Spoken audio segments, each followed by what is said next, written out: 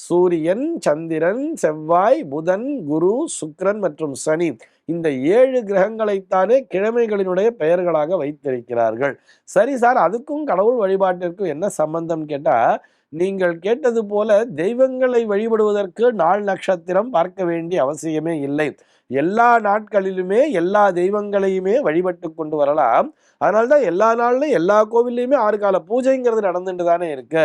எல்லா கோவில்களிலும் அந்தந்த ஆகம விதிகளுக்கு உட்பட்டு தினசரியே பூஜைகளை செய்து கொண்டுதான் இருக்கிறார்கள். இந்த கிழமை என்பது அந்த கிரகத்தினுடைய தாக்கம் பெற்றதுன்னு சொல்றா இல்லையா?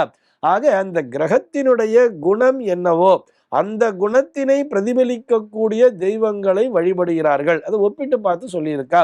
உதாரணத்திற்கு ஞாயிறு என்று வரும்பொழுது அது சூரியனாக பார்க்கப்படுகிறது.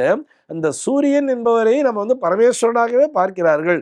சூரியனுடைய பிரத்யதி தேவதையாக எப்படி சொல்லியிருப்பான்னு சொல்லி பார்த்தோம்னா, பசுபதிநாதர் என்று பரமேஸ்வரனை சொல்லி இருப்பார்கள். சிவ வழிபாடு செய்வதற்கு உகந்ததுன்னு சொல்லியிருப்பா.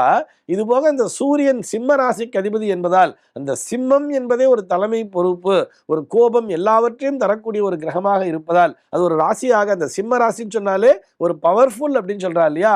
இப்படி பவர்ஃபுல்லான தெய்வங்களை வழிபடுவதற்கு ஒரு நரசிம்மரை வழிபட வேண்டும் என்று சொன்னால் அதனை ஞாயிற்றுக்கிழமையிலே வழிபடுங்கள்னு சொல்றார். அதே மாதிரி அந்த நரசிம்மரையே கண்ட்ரோல் பண்ணக்கூடிய சரபேஸ்வரர்னு சொல்றா இல்லையா?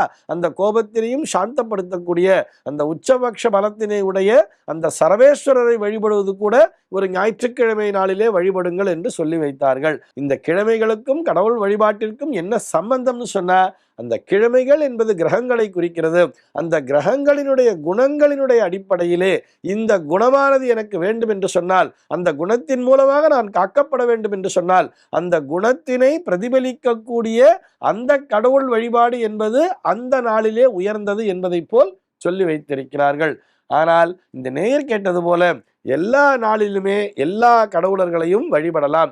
இதிலே எந்த விதமான சந்தேகமும் இல்லை.